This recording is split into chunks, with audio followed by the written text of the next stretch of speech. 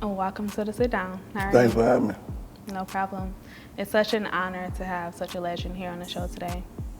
A Detroit legend, a stand up family man, a community leader. And speaking of, congrats on the Detroit OG Award from New Era Detroit. I feel like it was a well recognized award to you. Like, how did it feel you getting that recognition from the city? Well, I appreciate it. Anytime I receive anything, it's always appreciated because you don't have to get it. So Yeah. obviously somebody sat down and recognized, how you moving and your accomplishments and your contributions. And, I received the award and I was highly, highly grateful for it. You know what I'm Yeah. saying? And that's my family too. So we do a lot together. Like I say, as far as, coming together in the community and, up in Flint, like Yeah, you of spoke course. about before we're passing out the water and marching and protesting and different stuff. Before all this stuff that started happening with the pandemic, we've been Right. doing that. Yeah. So it's much love and shout out to New Era Detroit. They doing big things. They the hood heroes. Yeah, I feel like there's not enough noise about New Era Nah, it's Detroit. not. And they need Like to they do definitely. so much within our community to unify our Black communities that is so significant, and it was feel like a honor for you to get awarded that award.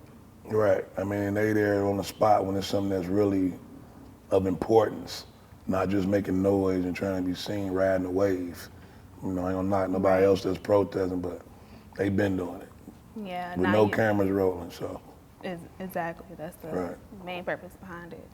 Now, you've also accommodated awards in the past and previously as well, accommodations, especially like for your Detroit Underground Rap Award, the Artist of the Year Award, and then speaking of too, like you were just recognized on Fox 2 Detroit in regards to the COVID aspect, Right. where you tried to bring awareness, at least to the younger crowd, to encourage them to stay home and take the COVID serious. And then you made a point saying that you had a friend of yours that Right. lost at least 4 family Yeah. members within 2 weeks due to the COVID. And God forbid that, something like that happened to someone else, that they would actually wake up and realize like the COVID situation is serious. Like, I actually thank you for that Oh, I because appreciate it. no problem. Like, during that time, I actually lost my granddad Oh, my to condolences. COVID. Thank you. And I mean, I was taking my precautions. I was staying home and only going out. I'm a homebody anyways, Right. so I don't go out too much.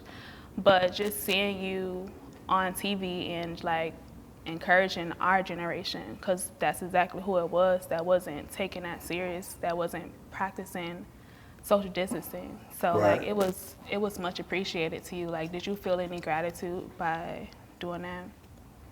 I just felt like I just needed to speak on what was real. I mean, because Yeah. like I said, one of my close friends lost 4 family members, in like 2 weeks. Yeah. My aunt, uncle, his father, and a sister. That struck me, and he caught it.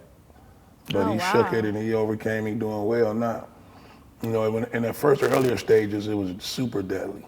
Yeah. I think that now it's ran its course a little bit. It's still out here, but it's not the way I don't see people dying as much. Right. I don't see posts on social media as much. Yeah. As far as the deaths, a lot of people getting it and they quarantining and they coming back around. Me personally, I believe in being healthier instead of just worrying about this vaccine that they keep pushing or trying to push. Exactly. I think that if you get yourself healthy, go to the gym, I work out, stuff like that, I think that'll help you combat it a lot better. Yeah. But you got a lot of people that, they want to take the vaccine and they waiting for that and each his own, but I'm not really big on the vaccine part. But when it first happened, I definitely felt it was my job to say something about it because I lost people personally. I was going to my garbage can with mask on with nobody around me.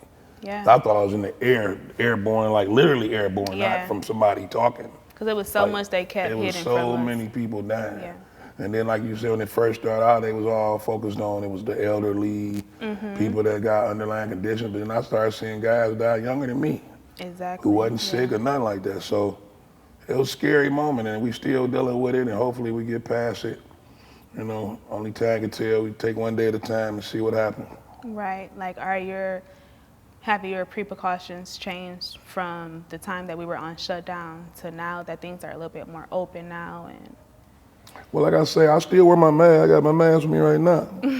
But I don't wear it like every single minute of the day. I don't believe you should wear it like that. I kind of believe that. I mean, everybody has their own beliefs. I got family members who diehard mask wearers. Right. They sit in their car with masks on and all that. I just feel like, you know, you got to kind of know how your body is and what's good for you and what's not. If I'm around a bunch of crowds and we really crowded up, I still put my mask on. I'm in grocery stores, I put my mask on. Yeah. When I go in certain places, I put my mask on. But I don't just sit around like constantly like I did when it first happened, because it was a scary thing. Nobody knew what this really was, and they still trying to figure it out. They don't know 100% exactly how this works.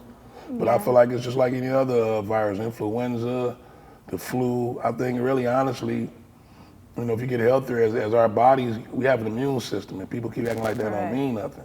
Yeah. Your immune system kicks in at a certain point, you know, once you do the things you need to do to make it kick in. And that's being more health conscious. You know what I'm saying? And I think that we really could get past it with that alone. But we'll see as time goes. Some people are diehard, you know, believe in taking this vaccine. And I'm kind of sketchy on that. I'm not really trustworthy on vaccines and all that, especially when they're trying to do in a matter of months, when they say it takes sometimes years to have an effective vaccine. And even then, I don't know if they work, because a lot of our kids that have had vaccines and got autism and different things from vaccines. Exactly, especially African American. I'm not really big on that, but we're gonna see what happens as time goes, and you know, hopefully God bless us all to get past this. Yeah, well, I know I truly appreciated that guidance that you gave, especially that broad guidance that you gave. So speaking of guidance, you also started your own record label. Well, yeah, I've been at it, but you've had it for about maybe 2, 3 years. No, actually been years, like over 10, 15 years. Yeah, but what it was just me putting out albums. You know what I'm saying? I was Got Your Back Entertainment, but I was just putting out my projects. But I was a CEO and artist, which I still am right now, me and my cousin Mo.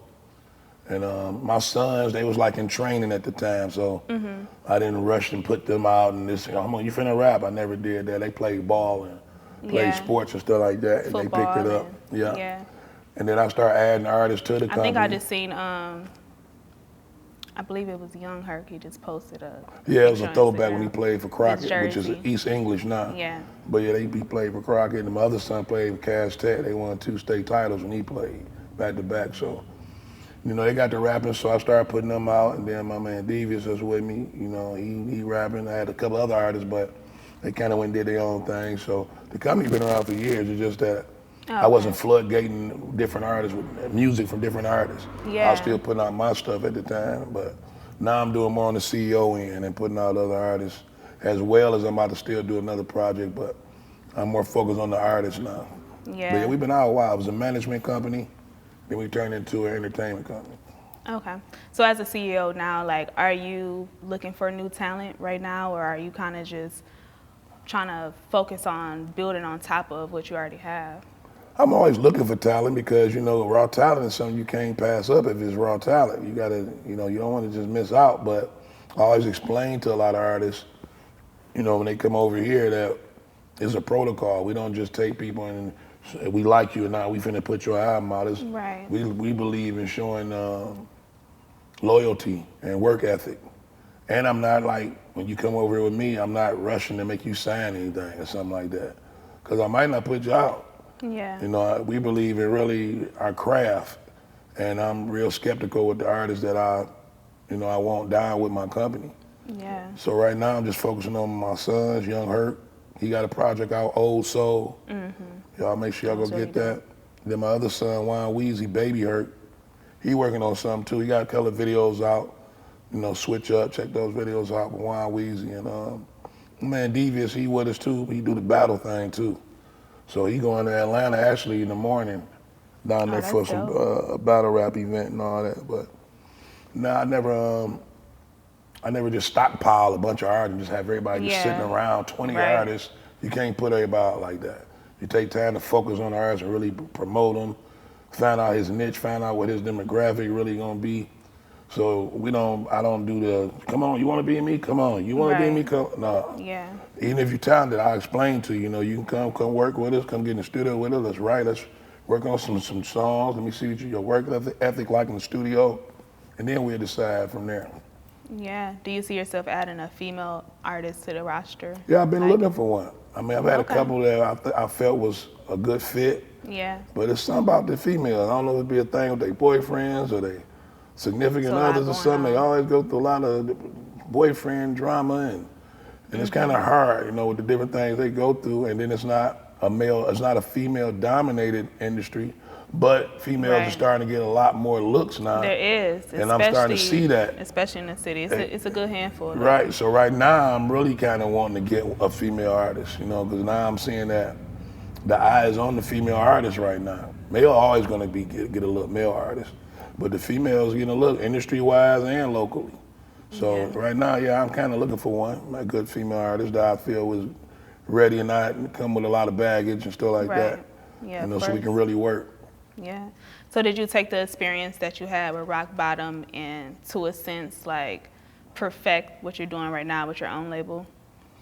Well, I mean, each step I made is a different chapter in my life, and it all teaches you something. Because I didn't start out with Rock Bottom. Exactly. I started out with Motor Living Entertainment, which is my cousin Mo, who I just told now we co-CEOs, got your back. And it was me, Jay Nutty, my man Charlie Picasso, my man Thrust. We had an album out. You know what I mean? When I got Rock Bottom, we got Rock Bottom because I know them from school. We all from the same neighborhoods. We went to Yeah. the same high schools, same junior high schools. We all from the same neighborhood. You know, Rock, that's my man. We good friends. And, you know, he reached out to me. And then that's how I got hooked with Rock Bottom. We started working, and next thing you know, 2 or 3 different albums later, you know, it was what it was. But each thing, I learned something from it. You know, you learn as you keep going. You never learn enough in this music. Exactly. You always finding out different stuff, and stuff is constantly changing, from music to different sounds Yeah, that it is. producers use to all of that. And you got to keep up with the time. So, I mean, it all has taught me something, the failures and the successes. So, you know, we just gonna take everything we learn and keep moving with it. Yeah. Like, does it, or then or now, like, has it ever or does it now bother you, like, when people approach you and ask you, like, why did you leave Rock Bottom, or what made you get the confirmation to go off and do your own thing again? Well, see, that's the thing. I didn't leave Rock Bottom initially. That's something that people keep assuming. If Okay. you pay attention to the album, Guilty as Charged, my first debut album, I'm steady saying Rock Bottom on the whole album, on everything. But Yeah, that's a fact. I don't think he really liked the fact I did my own thing. He wanted me to do it with Rock Bottom. But like I said, I had a family to feed. I got bills my own I had to pay. And then we never, you know, officially just, I'm gone. And there was a breakup. I kind of did my thing, and they did the Blow album, you know, Right. kind of on their own. I wasn't on that project. And then that really made it like more official. So, okay, y'all do your thing, go ahead. I'm gonna do mine. And that was it. But when I first did my project, Guilty as Charged, I didn't call him, I'm done with Rock Bottom and nothing like that. I went and did a solo project because I had bills to pay and fans of my own. Right, And I, exactly. you know, it was something that I wanted to do outside of what we do as Rock Bottom, which most camps, they do have artists that single off and do other stuff, features and different things, and they still be a unit. But Yeah. we good. I talked to Rock, like I said, actually, we got a 25th anniversary coming up, about a that's couple dope. years. And I think they want to do Who's all something big gonna with be that. a part of that? You know, if everyone's Well, right gonna now, you know, I come back. can't say 100%, but most of us should be. The thing is, we all still alive, Yeah. still here, nobody locked up, because when you got a camp of so many people, sometimes that's what the problem is. Like, for example, the Street Lords, Yeah. you know, they can't really, now Wine home, he just came home, but, you know, Blades is deceased, Fat Mike deceased. One of the CEOs, when they first came out, Yacht just passed. They had a lot of deaths, different things happen, so, Yeah. you know, we don't have any of that as far as our situation. So hopefully we'll put it out and do a 25th anniversary project, concert. I know Rock was talking about doing like a documentary, then maybe a movie or that'd be something. amazing. So we'll see. Hopefully everybody still be here when it's time, and we'll go from there. Yeah, I know the city will appreciate that for Oh sure. yeah, they definitely because, always like, asking what's going on, Rock. even today in Detroit's time, like, Alligator City is one of the highest sold independent rap albums that there is today. Right. And it almost seems like there's always a debate, like, when it comes to Detroit artistry or just Detroit artists in general, that it's kind of overlooked, or we don't get the recognition that we should, like, for our legends. Like, Right. does it bother you, or do you even care that, you know, you don't get that mainstream recognition that you guys solidified or like paved the way for a Well, lot of the Detroit music? it depends on what you consider mainstream notoriety. Like I said, Yeah. I've done albums where they went gold. I'm getting publishing from different stuff. I did songs with M. I did songs on Obi Trice's album, which went gold. Yeah. I did stuff with Slum Village. MC Bree, rest in peace to him. So to me, I'm good. I don't really care about all the limelight and, you know, the fake stuff. I care about the root. The root, they know. You know what I'm saying? So as long as the root of the city know, the heart of the city, they know what we did, you know, it's cool. And then it kind of leave a little mystique to it, like, okay, well, some people still trying to figure out exactly what's going on with us. So I don't really trip on the mainstream. I'm not really a mainstream type of guy. Because I've had situations where I could have signed and I turned it down. It wasn't what I was looking for. Multiple situations. Yeah, so a lot of people always ask me, it's the first thing, man, you should have been, it wasn't like I couldn't, brother. I turned it down. Right. You know, you got to understand your value sometimes, and sometimes a quick money grab in the long run, it can hurt your soul. Yeah. You know, I'm in what work for me. I'm not money hungry. I'm not rich, but I'm not on Skid Row. So I'm straight. I'm doing what I need to do. I'm comfortable. And you know, when the right position come, if it come on the CEO end even, with my artists and all that, we'll talk about that. But I don't get caught up in all the mainstream hoopla and all. A lot of people mainstream is hurting right now. They wish they wasn't mainstream. That's very true. To me, right now is the best time to be independent. It is. You know, you can make a lot of money. You can do a lot of things independent. You control your destiny. And when we was putting music out, you had to actually physically take CDs and get them pressed and manufactured and taken in the mom and pop store. Yeah. Now you just line everybody up and push a button and then go to 1,000 people at once. So to me now it's a lot more easier for the artist to get notoriety and get seen. You know, we didn't have YouTube, we didn't have MySpace, none of that. I mean, when we was first coming out, if we had all that, it'd been ridiculous. We had bidding wars. We had bidding wars without that.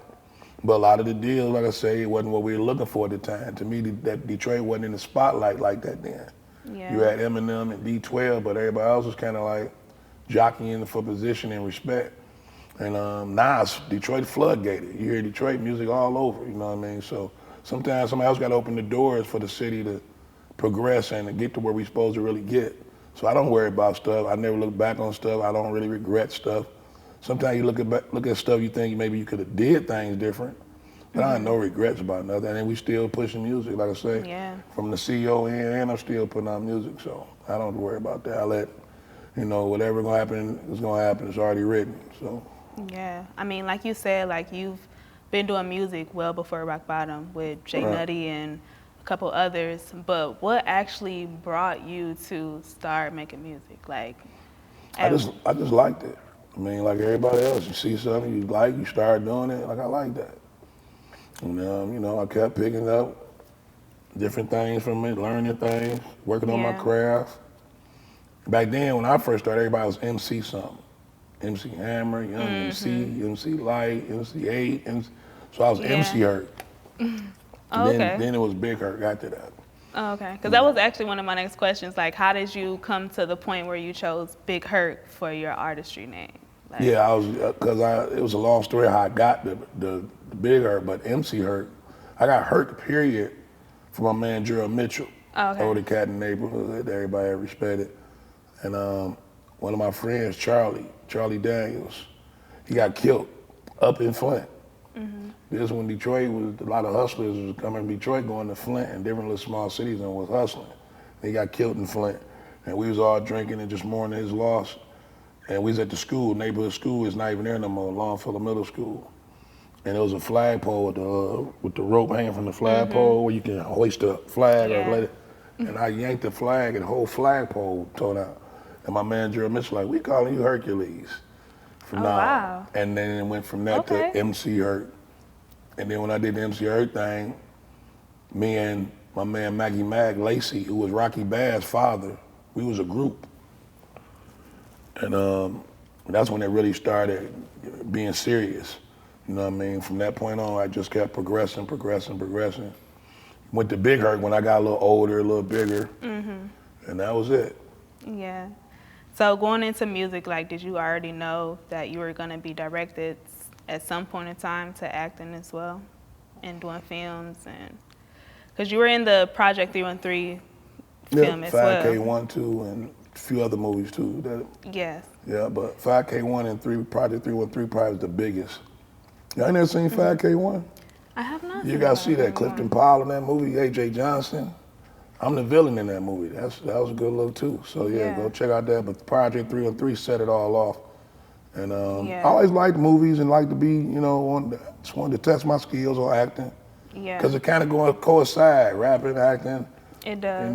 You see a lot of rappers that end up turning actors. Look at Will Smith and different people like that. And they kind of go hand in hand, just like athletes want to rap and rappers want to think they can play ball. So it's a lot of stuff go hand in hand. So at some point, I kind of figured there'll be opportunity where I could see what I'm about with the acting.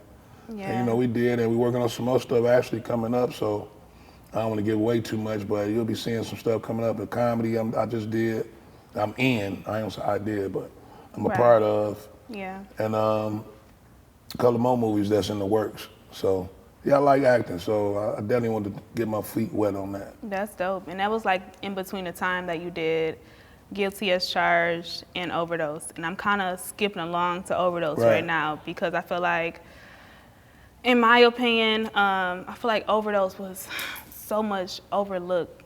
Overdose was fire. It was fire. And not to say that Guilty as Charged wasn't fire. Not taking like that at all. That's a classic. That started everything. The one that started, if it's hot, it's always gonna stay with people because that's where it started as far as my solo career. Yeah. But Overdose, I think what happened with that, it took me like 7 years to finally put it out. I had been promoting it for so long. But in between time, like I was telling you, that's when I started grabbing up other artists. Right. So I was kind of like a tug of war, like trying to put my own project, this Overdose out, and trying to get my artists some shine. So we did like two compilations. You know what I'm saying? Playtime Is Over with all my artists on there. That's before Young Herk was even really rapping. He had just started. And I had Devious, like I just told you, my man Coke, Jay Solo. So I was trying to not overwhelm my artists by just constantly focusing on me.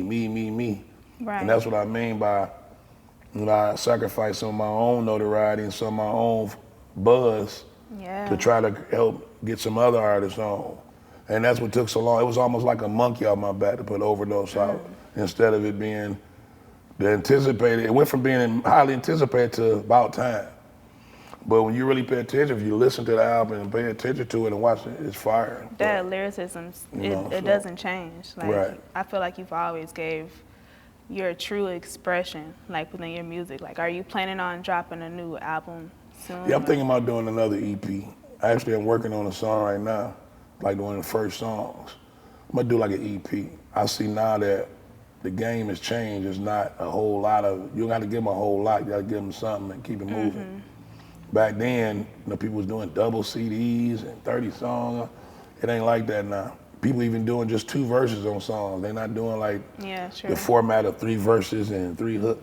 Now cats doing 2 verses, the song over with. Yeah. So, times have changed and, like I say, as I was talking earlier, you gotta adapt with the times and learn what's going on and keep it moving. But yeah, I'm gonna do another project, probably EP. And speaking of the time, like, is this new project gonna reflect like where you are right now, like as a grown man or as even a growing man, even to where right now? Because I feel like it's gonna be like a 444 Jay-Z type project where you're gonna reflect on where you are right now. Because I know that you've always spoke on real life experiences through your music, where you are right now, what's happening, and is that kind of going to reflect? It's going to always be something like that because the way I structure albums is I don't do like the same song over and over. Yeah. You're not going to get on my get album from me and it's just going to be nothing but street gangster stuff or just club songs, the whole album. I give people food for thought. I give them some club stuff, some street stuff. Yeah. Maybe a story, something that's heartfelt. Skits and I'm going to keep my same chemistry. That's what I always done. So it's gonna definitely be different songs that kind of reflect on what's going on with me now because each time, what you go through in life, that's what you use to make your material with. Yeah. If you're a real artist, you know what I'm saying, your experiences, your ups, your downs, highs and lows, that's gonna be part of what your stories are.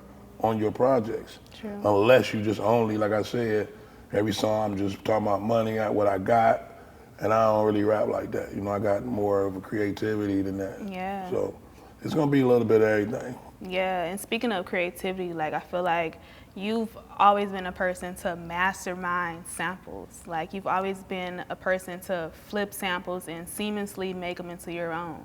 Like, what can you say was your all-time best sample that you flipped and like you did on your own? Sample? Because you've done a couple samples, It's a few. which is like amazing.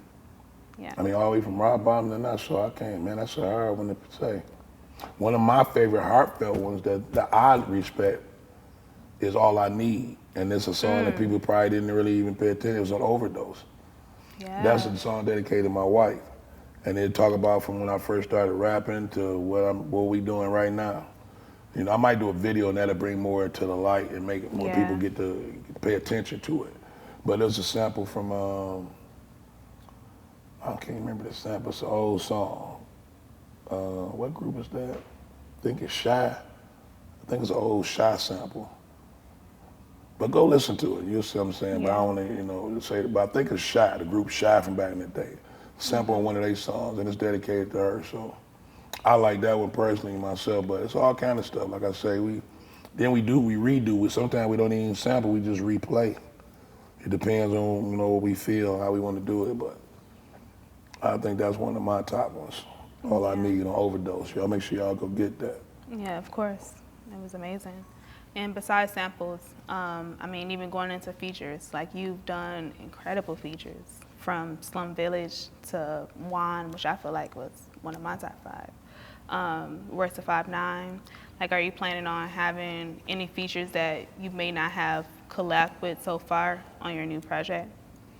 Yeah, because it's still early in the works. Like I say, I'm only like working on one song. It's not even finished yet. Jay Nutty on this particular song, just to give y'all a little fun fact. Yeah, Jay Nutty And is fine. he haven't even laid his part yet. I already did my part. He got the beat, so he been working on his part. He just had a death in his family.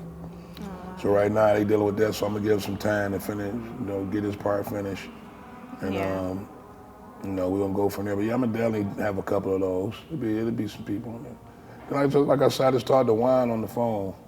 Him and Jay Nutty was together, and Jay Nutty called me and put him on the phone. Because they was locked up together for a minute when Wine first got locked up. They both went to the Fed joint, but him and Nutty stayed close, because especially considering we had the Street Lord Rock Bottom beef back in the day. And so when you get in prison, you get in certain situations, you learn to come together and put all the other stuff aside. So they end up being actually close. And they stayed in touch all the time while Juan was gone. Yeah. And we'll see. It's definitely gonna be some collabs though. And I've been talking to Royce on the phone, so I may even do some with him. Reach out to him, I don't know, we'll see. But all the guys in the city that I'm naming, we all got a respect for each other, so we'll see what I put together.